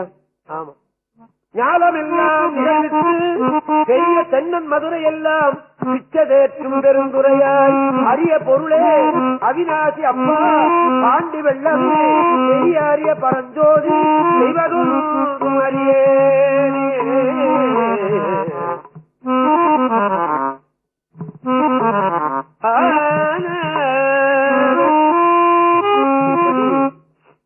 மாணிக்கவாசக சுவாமிகள் திருவாதூர்ல பிறந்தார்கள். திருப்பெருந்துறையில் ஆண்டவருடைய அருள் பெற்றது. திருவாசகத்திலே திருப்பெருந்துறைக்குத்தான் நிறைய பாடி வைத்திருக்கிறார். நான் தேவாரம் திருவாசகம் எல்லாம் முடிச்சுட்டேன், கேசட்ல பாடிட்டேன். என்னைக்கோ ஒரு நாளைக்கு இதற்கு எல்லோரும் கேட்கக்கூடிய ஒரு வாய்ப்பு கிடைக்குங்கிற எண்ணத்தோடு தான் நானும் பாடிட்டேன். கம்பெனிக்காரரும் எடுத்து விட்டார்கள். அடுத்த மாசம் இந்த 4 கேசட்டு இங்கே தமிழ் சங்கத்தில் அதை வெளியிடுவார்கள் என்று நான் நினைக்கிறேன்.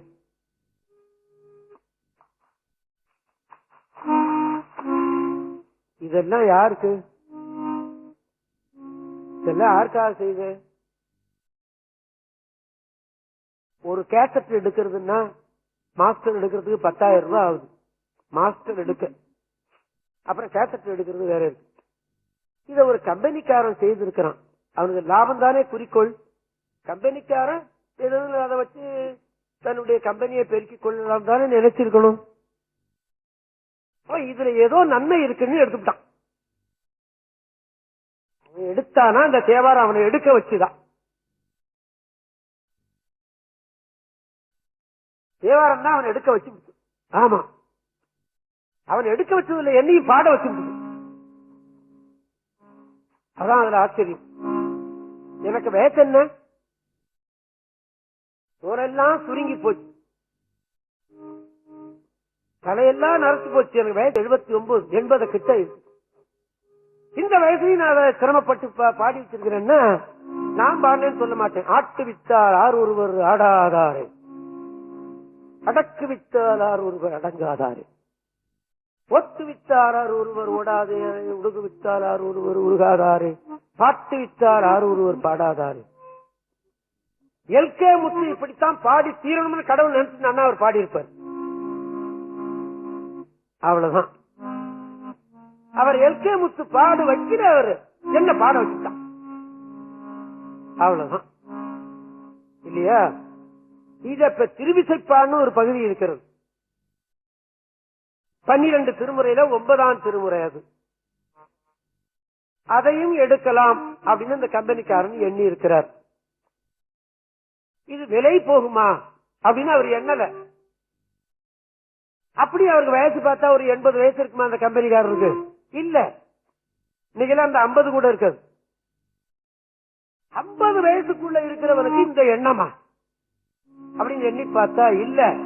அந்த எண்ணத்தை அவன் கொடுத்துட்டான், அவ்வளவுதான், வேற ஒண்ணும் இல்லை. அத நான் இப்ப உட்கார்ந்து ஸ்கிரிப்ட் பண்றேன். நான் எப்போதுமே இந்த பாட்டெல்லாம் புத்தகத்தை வச்சு நான் பாடுறது இல்லை. ஏன்னா அது பதம் பிரிக்காமல் இருக்கும். அதுக்காக பதம் பிரிச்சு எழுதி எழுதி எழுதி திருஞான சம்பந்த தேவாரம் பூரா எழுதுனது பூரா வச்சிருக்கேன், எழுதி பாடினது பூரா வச்சிருக்கேன், திருநாவுக்கரசரும் வச்சிருக்கேன், சுந்தரரும் வச்சிருக்கேன். இப்ப திருவிசைப்பா எழுதிட்டு இருக்கேன். அதை பார்த்த அந்த திருவிசைப்பாவுல 27 பதிகத்துல கிட்டத்தட்ட 25 பதிகம் சிதம்பரத்துக்கு பாடியிருக்காங்க. கடவுளே, நான் எத்தனையோ தடவை அதை நான் படிச்சு பார்த்தவன் தான். இப்ப ரெக்கார்டுக்குன்னு சொல்லி உட்கார்ந்து நான் எழுதும் போது இந்த திருவிசைப்பாவில் இருக்கிற ஆசிரியர்கள் என்ன நோக்கத்துல பாடினார்கள், இத்தனை பதிகமா அந்த சிதம்பரத்துக்கு. கடவுளே, ஒரு பதியம் போதாதா, 2 பதியம் போதாதா, 20 பதியம் தேவையா? எத்தனை பதியம் பாடினாலும் அவர்களுக்கு அந்த அலுப்பு சலுப்பு இல்லை. நமக்கு அலுப்பு சலுப்பு இல்லாமல் இருக்கிறது இட்லியில தான், பூரியில தான், காப்பியில தான், டீயில தான். நமக்கு அலுப்பும் இல்லை சலுப்பும் இல்லை. தேவார திருவாசம் படிக்கிறதுல அலுப்பு சலுப்பு வந்துருக்கு. இத்தனை பதிகமா என்னவே முடியல, உட்கார்ந்து எழுதவே என்னால முடியலையே. இப்படி எழுதி வைத்தார்களே, ஏன், என்ன நோக்கத்தில் எழுதியிருப்பார்கள்? நமது சிந்ததியார் படித்து பார்ப்பான், பாட சொல்லி கேட்பான், அப்படிங்கிற எண்ணத்தை தான் செய்திருப்பார்கள். இடையிலே வந்தவர்கள் சரி எப்படியோ நல்ல வழியில இருந்தா சரிதான் அப்படி. நான் மாணிக்கவாசகர் அவர் போன தலங்கள் குறைச்சு திருவண்ணாமலைக்கு போனார், சிதம்பரத்துக்கு போனார், திருக்கடுகுன்றத்துக்கு போனார், திருவாரூருக்கு போனார். அத்தோட சரி, பாக்கி பூரா திருப்பெருந்துறை தான் அவருக்கு. கடைசியா சிதம்பரத்துக்கு வந்தார்கள்.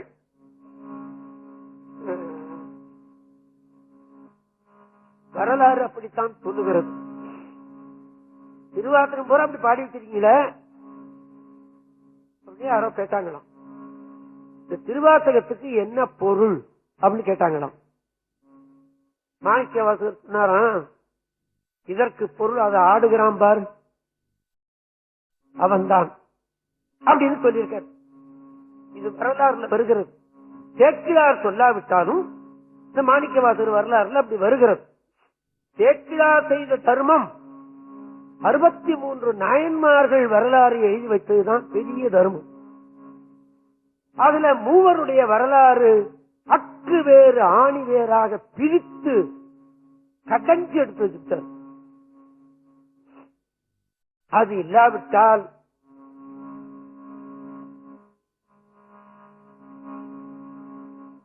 எந்தெந்த திருப்பதியும் எங்க பாடினார்கள் நமக்கு கிடைக்காமலே போயிருக்கும். எண்ணி பார்த்தார்களா செய்வர்கள்? இல்ல. வருத்தத்தோடு ஒண்ணு சொல்றேன், என் மேல யாரும் வருத்தப்பட மாட்டீங்களே, வருத்தப்படாதீங்க. ரெண்டு சேக்கிழார் கோயில் திருப்பணி பண்ணினேன் நான். குன்றத்தூர்ல 2 சேக்கிழார் கோயில். ஒண்ணு செய்துட்டா என்ன, இப்ப இந்த டிசம்பர் மாதம் கும்பாபிஷேகம் ஒண்ணு பண்ண ஒரு கோயில், அதை திருப்பணி பண்ணவர் அதை உட்கார்ந்துக்கார். இன்ஜினியர் தானே உட்கார்ந்துக்கிறது. ஆமா, அவர் தான் திருப்பணி பண்ணவர். சேக்கிழார் மன்றம் என்றோ சேக்கிழார் வழிபாட்டு கூட்டம் என்றோ வைத்துக்கிட்டு இருக்கிறவர்கள் அதுக்கு ஒரு பைசா கூட கொடுக்கலன்னு குறையா சொல்லுங்க, எண்ணி விடாதீர்கள். ஆனா சேக்கிழாரை பத்தி நன்றா தெரியாதவர்கள் தான், ஐயா சேக்கிழார்னு ஒரு பெரியவர்னு சொல்றாங்க, ஐயா இந்தாங்க ஒரு 5000 ரூபாய் திருப்பணி அப்படின்னு கொடுத்தாங்க. ஆமா, உட்காந்துக்கிறாரு நித்யானந்தம்னு ஒருவர், அவர்கிட்ட என்னையான்னு கேட்டேன். நான் ஏதோ முடிஞ்சதை கொடுக்குறேன், இந்த சேக்கிழாருக்கு மேல கலசம் வைக்கிறீங்கல்ல, அந்த கலசம் என்னதா இருக்கட்டும். அவர் சேக்கிழார் பெரிய புராணத்தை எத்தனை தடவை படிச்சிருப்பாரு, என்ன தெரியும் அவருக்கு? ஏன்னா ஒண்ணும் தெரியாதுன்னு அர்த்தம் இல்ல. அவருக்கு அந்த கலசம் வைக்கணும். ராஜராஜ சோழன் கோயில் கட்டினா, கோயில் கட்டி மேல இந்த கும்பம் அப்படி வைக்கிற இடத்துல சந்தன கல்லு வச்சு அதுலதான் இந்த கும்பத்தை நிறுத்துவார்கள். நவகுண சேக்கலார் கோயில் அப்படித்தானே வச்சோம் இன்ஜினியர் சார். ஆமா, அந்த சந்தன கல்லை வச்சு அதை ஓட்ட போட்டு அதுலதான் இந்த கும்பத்தை நிறுத்துறது, கலசத்தை. அப்படியே அவன் ஒரு சந்தன கல்லு தயார் பண்ணி வச்சிருந்தான் ராஜராஜ சோழன்.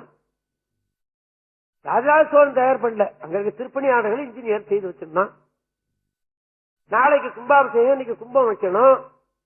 எடுத்து போட்டு பார்த்தா அந்த கல்லு சரியா இல்ல. நாளை காலையில கும்பாபிஷேகம், நாளை காலையில கும்பாபிஷேகம். அவ்வளவு பெரிய கோபுரத்தை அந்த கல்லை தூக்கி போட்டா சரியா இல்ல. சரியா இல்லையே, என்ன பண்றதுன்னு துடிச்சு போனா அந்த இன்ஜினியர். அசரீதியாக ஒரு வாக்கு வந்துதான், டேய் அங்க ஒரு அம்மா இட்லி கடை எடுத்துக்கா பாடுறா, அவ வீட்டு தோட்டத்துல ஒரு ரவுண்டா ஒரு கல் இருக்கிறா, அது சரியா இருக்கடான்னு சொல்லிவிட்டான் சுவாமி. அதை எடுத்துக்கொண்டு இதுல போட்டான், சரியா இருந்தது, வச்சுட்டான். ராஜராஜ சோழனுடைய கனவுல போய் சொன்னானா, பெருவுடையார் நீ கோயில் கட்டிவிட்டேன்னு எண்ணி நீ மகிழாதே, நான் சந்தோஷப்படுறேன். ஆனா நான் இருக்கிறது கிழவியினுடைய கல் நிழல்ல இருக்கேன்டா அப்படின்னு சொன்னானா. ராஜராஜ சோழன் விழிச்சுக்கிட்டு, இது என்னடா இது கிழவியோட கல் நிழல்ல இருக்கேன்னு சொல்றானே, என்னன்னு கேட்டு பார்த்தா, மறுநாள் அந்த இட்லி வித்துக்கிட்டு இருந்தார ஒரு அம்மா ஒரு கல்லு போட்டு வச்சிருந்தானா சாமா வளர்க்கறதுக்கு. அந்த கல்லு ரவுண்டா சரியா இருந்தது, அது போட்டான் என்று சொல்லுகிறார்கள். இது எங்க இருக்கு, அது சரிதானாங்கிறது எனக்கு தெரியாது, சொல்றதை வச்சு சொல்றேன் அல்லவா. அந்த மாதிரி யாரோ கொடுத்துத்தான் அந்த திருப்பணி நடந்ததே தவிர நித்யானந்தத்துக்கு என்ன தெரியும்? ஏதோ நான் சில வேளையிலே சில புராணங்களை சொல்லியிருக்கேன், கேட்டிருக்காரு. அவர் சொன்னார் அந்த கும்பம் என்னதான் இருக்கணும் அப்படின்ட்டு, கொஞ்சம் பணமும் கொடுத்தாரு. ஏகி சண்முகத்தியார் கூட கொடுத்தாரு. நீ எல்லாருமே தான் சேர்ந்து தான் கொடுத்தாங்க. எல்லாரும் போட்டுதான் இப்ப கோயில் நல்லா அழகா கோயிலாவே கட்டிவிட்டாங்க. எதுக்கு சொல்றேன், சேக்கிராரேன்னு வச்சுக்கிட்டு இருக்கிறவங்க எல்லாம் ஒன்னும் தெரியல. பொண்டாட்டியே சதம், பிள்ளையே சதம், குடும்பமே சதம் அப்படின்னு நினைத்தவர்கள் தான் கொடுத்தார்கள். அப்படி சுவாமி என்ன பண்ணினார், இந்த திருவாசகத்துக்கு எது பொருள்னு கேட்ட போது அது ஆடுகிறான் பாரு, அவன் தாண்டா பொருள் என்று காட்டினாராம். கடைசியாக பாடியது அச்சோ திருப்பதிகம். இது முதல் பாட்டும் கடைசி பாட்டும் நாம எல்லோருமா சேர்ந்து பாடிடுவோமா? சரி.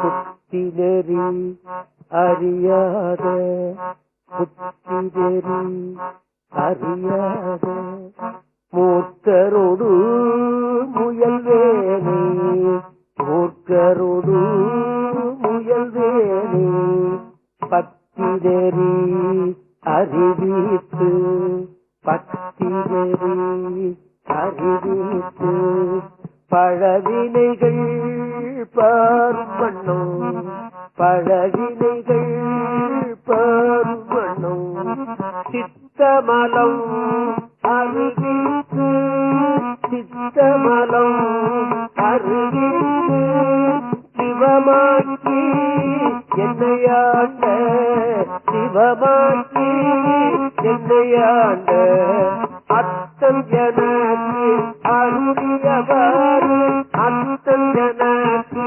அருளியவாறு ஆர்வருவார் அச்சோவே, ஆர்வருவார் அச்சோவே.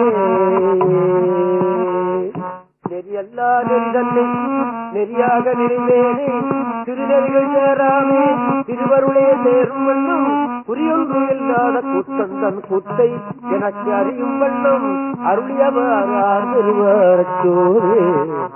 பொய்யெல்லாம் மெய்யன்று உடற்முனையார் போகத்தே மையனுற கடவேனே, மாடாமே காத்தருளி கையனிடம் கொண்டவினான் தன் கடலே சேரும் வண்ணம் ஐயன் எனக்கு அருளியவாறு ஆர்வருவாரச்சோரே. மன்ன மனதனில் பிறந்தைத்து மாண்டுவிட கடவேனை எல்லையுடன் சுண்ணவள்ளி அறிவித்து தூய் நெறியே நேரும் வண்ணம் அண்ணல் எனக்கு அருளியவாறு ஆர்வெருவாரத்தோடு பஞ்சாய அடிமடவர் கடைக்கண்ணால் இடப்பட்டு நெஞ்சாய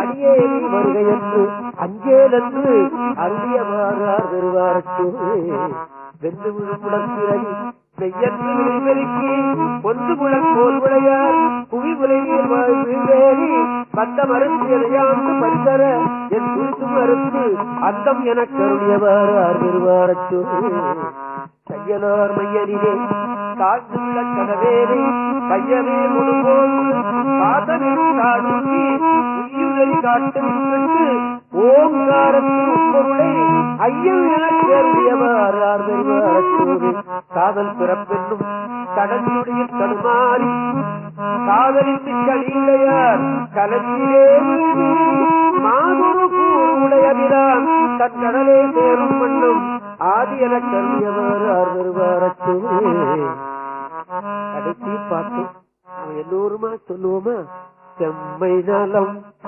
அறியாத செம்மை நலம் அறியாத சிதடரோடும் திரிவேனே சிதடரோடும் திரிவேனே மும்மை மலம் அருவித்து மும்மை மலம் அருவித்து முதலாய முதல்வன் தான் நம்மையும் பொருளாக்கி நாழிகை ஏற்றிருக்க அம்மையன அருளியவாறு ஆர்வருவார் அச்சோவே ஆர்வருவார் அச்சோவே ஆர்வருவார் அச்சோவே நம பார்வதி பதையே. ஒரே ஞாயிற்றுக்கிழமையில படிக்கலாம்னு நினைச்சேன் பாருங்க, என்னுடைய சிற்றறிவினால. இல்லடா, ஒரு 4 மாதமாவது நீங்க படிச்சாதான் இந்த தமிழ்ச்சி சங்கத்தை காப்பாற்றுகிறவர்களுக்கும் இந்த புண்ணியம் போய் சேரட்டும். ஒரு 4 மாதம் அவர்கள் காதல் இந்த திருவாசகம் விழட்டுமடா அப்படின்னு எண்ணினான் போலும் பரம்பொருள். அதனால திருவாசகத்தை இங்கே ஓதுவதற்கு நல்ல வாய்ப்பை கொடுத்தவர்கள் தமிழ்ச்சி சங்கத்தார். அவர்கள் வாழ்க, தமிழ்ச்சி சங்கம் வாழ்க என்று சொல்லிவிட்டு மிச்சம் இருக்கிற நேரத்தை, மிச்சம் நேரம் இருக்கும்னு எனக்கு தெரியும், அதுல சுந்தரருடைய வாழ்க்கை கொஞ்சம் நினைப்பூட்டலாம் அப்படின்னு வந்தேன். முதல்ல ஒண்ணு நான் நினைச்சிருந்தேன், முதல்ல ஒண்ணு சொல்லிவிட்டேன். நான் முன்னே உங்களுக்கு சொல்லியிருக்கிறேன், அடிக்கடி நான் சேக்கிழார் சொல்றதுனால நீங்க தவறாக எண்ணி விடாதீர்கள். ஆமா, ஒரு சமயம் நான் சேக்கிழார் குடியிருந்த சேக்கிழார் வாழ்ந்த மண்ணில போய் இருக்கிறதுனால எனக்கு அந்த நினைப்பு வந்து கொண்டே இருக்கிறதோ என்னமோ, அதுவும் உண்மைதான் இல்லையா. நான் எங்கெங்கயோ ஊடு பார்த்தேன், என் தலையில நீ கடைசி உன்னுடைய வாழ்க்கை குண்டத்தூர்ல தாண்டா அப்படின்னு போட்டிருக்கான் போல. நான் அந்த ஊர்ல போய் சேர்ந்தேன். குண்டத்தூர் மண்ணு பூரா சேக்கிழாருடைய பர்சனல் ப்ராப்பர்ட்டி, சொந்த சொத்து. அது அதுல இன்னைக்கு இருக்கிறவன் பூரா மடக்கிட்டு கட்டினவன் தான், ஒருத்தனுக்கு விலைக்கு வாங்கினவனே கிடையாது. பின்னால நான் என்ன போல உள்ளவன் தான் விலைக்கு வாங்கினான் இல்லையா. ஆமா, அப்படி அவர் தான் இந்த மூவருடைய வாழ்க்கையை தெளிவாக சொல்லி வைத்தவர். அதுல ஒரு தேவாரம் நமக்கு அவருக்கு நினைவூட்டுறார் சுந்தரர். அதை யாரும் பாடுறதில்லை. பாடுறதில்லைன்னு சொல்றதை விட இந்த சைவர்கள் பாட விடுவதில்லை.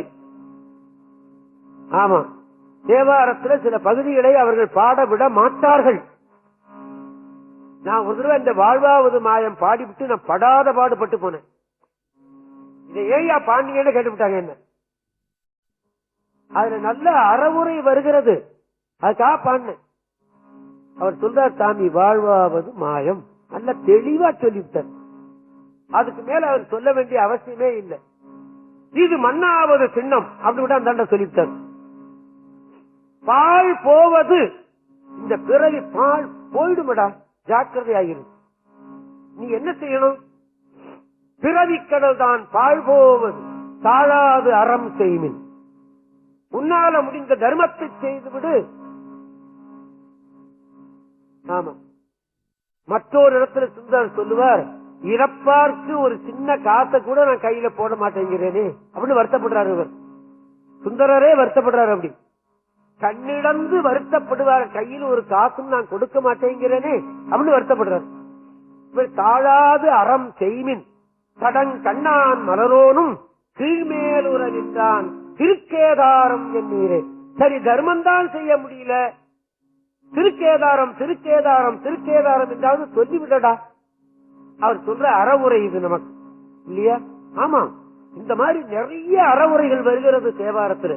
அந்த கண்ணோட்டத்தோடு நீங்க படித்து பார்த்தீங்கன்னா மிக நன்றாக இருக்கும். என்னுடைய கண்ணோட்டம் மனிதனுடைய வாழ்க்கைக்கு என்ன சொன்னார்கள், அதுலதான் என் புத்தி இப்ப ஜாஸ்தியா போகுது.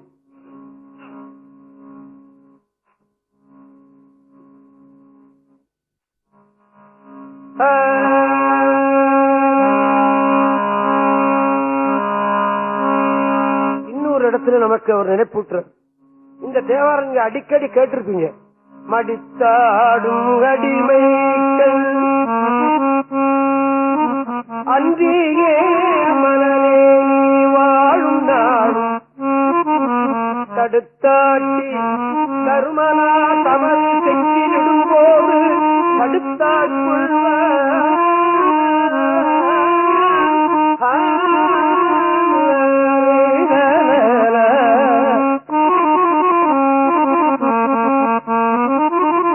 நீ இறக்கத்தானே போற, இருக்கவா போற? இறக்காமல் இருந்தவர்கள் திருஞான சம்பந்தர், திருநாவுக்கரசர், சுந்தரர், மாணிக்க வாசகர். அந்த லிஸ்ட்ல கடைசியாக இறக்காமல் ஜோதியில மறைந்தவர்கள் அருட்பெருஞ்சோதி வள்ளலார். பாம்பன் சாமி கூட இறந்துதானே போனார் இல்லையா? தாய்மான சுவாமிகள் கூட இறந்துதானே போனார். ஆமா, அவருடைய சமாதி புதுக்கோட்டையில் இருக்கிறது அல்லவா? பட்டினத்தார் அந்த ஜோதியில மறைஞ்சார் என்று வரலாறு. நீ இறந்ததுக்கு அப்புறமா இந்த நீ செய்த பாவத்துக்காக செக்குல போட்டு உன்னை ஆட்டுவாங்கடா, செக்குல போட்டு ஆட்டுவான், செக்கிலிட்டு ஆட்டுவான்னு சுந்தரரே சொல்றார். வேற ஆதாரம் நமக்கு என்ன தேவை இல்லையா? தடுத்தாட்டி கருமனார் செக்கிலிடும் போது தடுத்தாட்கொள்வார்.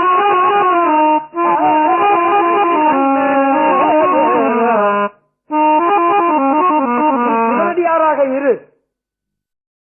யமதூதர் வந்து உன்னை இழுத்துக்கிட்டு போய் இந்த செக்கில போடும்போது, டேய் அவன் சின்ன சித்தம்பலத்தை பாடினானடா, அவன் வழிபட்டானடா, அவன் விழுந்து கும்பிட்டான்டா, பஞ்சாட்சரத்தை சொன்னானடா, அவனை வெட்டி விடு அப்படி தடுத்தாற் கொள்ளுவானா நடராஜ பெருமான். சொல்லுகிற வாழ்க்கை நெறிமுறை இது நமக்கு தேவைதானே?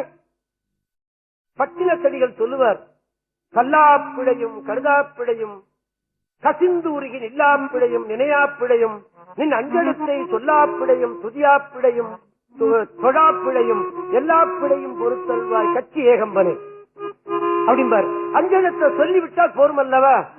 அவனை வழிபட்டால் போரும் அல்லவா? வழிபட்டால் யமதூதன் நம்மை காப்பாற்றுவான்ங்கிற எண்ணம் நமக்கு வருவதற்கு ஆதாரம் இந்த திருப்பாட்டு அல்லவா? மனிதனுடைய வாழ்க்கை நெறிமுறையை சொல்லுகிறார் அல்லவா இவர்? இந்த 10 பாட்டிலையும் இது வருகிறது. ஏன்? நமக்கு பின்னால் வர சந்ததியார்கள் இதை படித்து பார்ப்பான், அதன்படி ஒழுகுவான், அதன்படி இருப்பான் அப்படின்னு எழுதி வைத்திருக்கிறார்கள். காசா பணமா, சிவாய நம சிவாய நம நமசிவாயன்னு சொல்லிவிட்டு போயேன் அல்லவா? ஆமா, நீ சொல்றியான்னு என்ன கேக்குறீங்களா? நான் 1008 பஞ்சாட்சரம் சொல்லாத நாடே கிடையாது. உனக்கு வேலை இல்லைன்னு நினைக்கிறீங்களா? தலைக்கு மேல எனக்கு வேலை. எவ்வளவு வேலை இருந்தாலும் 1008 சொல்லாமல் இருக்கவே மாட்டேன். இரவு எழுந்திருச்சுன்னா ராத்திரி 12 மணிக்கு டாய்லெட்டுக்கு போயிட்டு இருந்தாலும் சரிதான், போயிட்டு வந்து ஒரு 10 தடவை சொல்லிட்டு தான் படுப்பேன். ஏன்? நமது சமயாச்சாரிய சுவாமிகள் அது சொல்லுடான்னு எழுதி வைத்திருக்கிறான். சொல்ல வேண்டியது நம்முடைய கடமை இல்லையா? ஆமா, அந்த மாதிரி நீங்களும் சொல்லலாம் அல்லவா? நமது நூல்ல சொல்லப்படுகிறது. ஆமா, தடுத்தாடும் கரதலத்து தமருடமும் எரியகலும் கரிய பாம்பும் பிடித்தாடி புலியூற்றி செம்பரத்தியம் பெருமானை பெற்றாமன்றே. இன்னொன்னு, பரிந்த குற்றமும் மற்ற வன்துணையும் பலரும் கண்டு அழுதியட உயிர் உடலை பிரிந்து போம். இதை விட தெளிவு எனக்கு என்ன தேவை? சுத்தமும் ஆணும் பெண்ணும் அனைவரும் கண்டு அழுவார்கள். இந்த உடலை விட்டு இந்த உயிர் பிரிந்து போகும்டா. போகும்போது என்ன எடுத்துக்கிட்டு போகும்? எதை எடுத்துக்கிட்டு போகும்? யார் கூட வருவா? ஒருத்தர் வரமாட்டான்டா. சிவபுண்ணியம் ஒண்ணுதான் உனக்கு வரும். இதை நினைப்பூட்டுறாரு. எத்தனை வயசு? 18வது வயசுல இவர் ஆண்டவன் திருவடியை சேர்ந்துட்டார். யாரு? சுந்தரன். 18 வயசுக்குள்ள இந்த அறிவு எப்படி வரும்? 78 வயசுல இருக்கிறவனுக்கு கூட அந்த அறிவு வல்லியே. வர வைத்தது யார்? அவன் சொன்னான். ஆமா, சிவன் சொன்னான், இவர்கள் எழுதி வைத்தார்கள். அவ்வளவுதான். இப்ப சொன்னது யாரு? சிவனே சொல்லி எழுதி வைத்தான் என்றுதான் நாம கொள்ளணும். பரிந்த குற்றமும் மற்ற வன்துணையும் பலரும் கண்டு அழுதியட உயிர் உடலை பிரிந்து போம். இது நிச்சயம் அறிந்தார் ஏழை வாழ்வன் புலக்கினை தவிர்த்து கருந்தடங்கண்ணி வந்தனை உயிரை காலகாலனை கடவுளை விரும்பி தெரிந்து செம்முள் திருச்சினை நகருள் சிவத்தொழிலே செந்தடை மனநே என்பது என்று சொல்லி திருவாசகம் முழுதும் இந்த சபையில பாடுவதற்கு எனக்கு வாய்ப்பு கொடுத்திருக்கிறார். கிடைத்த வாய்ப்பை நான் தவற விடாமல், நான் இந்த தமிழ்ச்சி சங்கத்துல தொடங்கிய நாள்ல இருந்து இந்த 3 வருஷமா என்ன சொன்னேன், என்ன பாடி காட்டினேன் அப்படின்னு எழுதி வச்சிருக்கேன். ஆமா, இதுல இல்லாததையும் சொல்லியிருப்பேன். இந்த 3 வருஷமா நான் சொன்னதை பூரா இதுல குறிப்பு வச்சிருக்கேன். குறிப்பு இல்லாம நான் சொல்லவே மாட்டேன். ஆமா, இன்னைக்கு ஒரு கச்சேரிக்கு நான் போனேன்னா என்ன பாடுறதுன்னா குறிச்சுக்கிட்டே போவேன். அந்த மாதிரி செய்வதற்கு எனக்கு வாய்ப்பு கொடுத்த தமிழ் சங்கத்தாருக்கும், தமிழ் சங்கத்தார் இடம் கொடுத்தார்கள், எல்லாம் செய்தார்கள். நீங்கள்லாம் வரலன்னா தமிழ் சங்கத்தார் என்ன நினைப்பார்கள்? தமிழ் சங்கத்துக்கு நான் எழுதி கொடுத்தேன், இப்படி ஒரு நிகழ்ச்சியை நாம் நடத்தி பார்ப்போம், ஜனங்கள் அதை ஏற்றுக்கொள்ளலையே நிறுத்தி விடுவோம்னு எழுதி கொடுத்தேன். ராமையாவுக்கு தெரியும் இல்லீங்களா? அப்ப எழுதி கொடுத்ததை படிச்சு பார்க்கலாம். ஆமா, நீங்க எல்லாம் 3 வருஷமா வர்றதுனால தான் நான் இதை சொல்றேன். அதனால இப்படி ஒரு வாய்ப்பை என்னை செய்ய செய்தான் சிவன் என்று சொல்லி, இதற்கு காரணம் தமிழ்ச் சங்கமும் நீங்களும் என்று சொல்லி, கடைசியாக நாம் எல்லோரும் பஞ்சாட்சரம் சொல்லி இந்த நிகழ்ச்சியை நிறைவேற்றிக் கொள்வோமாக. ஓம் நம சிவாய சிவாய நமவோம். ஓம் நம சிவாய சிவாய நமவோம். ஓம் நம சிவாய சிவாய நமவோம். ஓம் நம சிவாய சிவாய நமவோம். சிவாய நமவோம் சிவாய நமவோம் சிவாய நமவோம் சிவாய நமவோம் சிவாய நமவோம். நம பார்வதி பதையே.